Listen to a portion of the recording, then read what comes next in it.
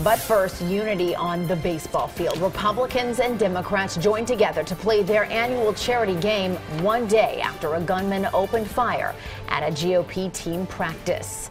Good evening, everyone. I'm Jessica Dean. And I'm Natasha Brown. Yuki is off tonight. Several local congressmen were among those at the game, honoring the victims of yesterday's ambush. Eyewitness News reporter Alexandria Hoff is at Nationals Park in Washington, D.C. with more on the emotional evening.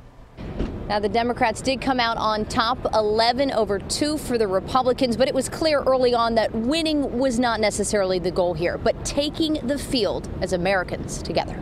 Left or right? For these two, that's not a question of party affiliation, but a matter of what side of the field their seats are. This is just the beginning that we hope it has some kind of influence among others. Dwight Evans and Brian Fitzpatrick are both Pennsylvania congressmen and members of opposing parties.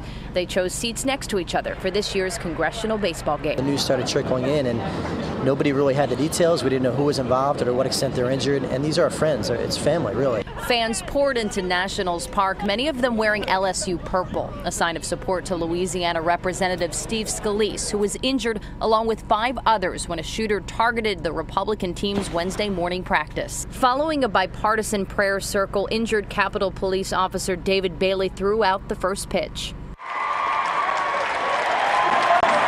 And with that, the Republicans and Democrats played ball, and boy, did they ever.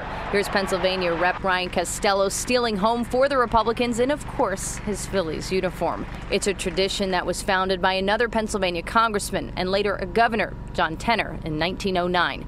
As a retired pro baseball player, he saw it as a way to put politics on the bench, if not just for a few innings during America's favorite pastime.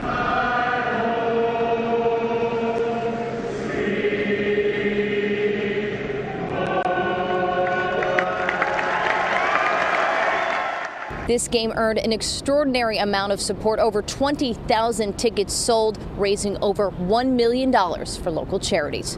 Reporting from Nationals Park in Washington, D.C., Alexandria Hoff, CBS 3 Eyewitness News.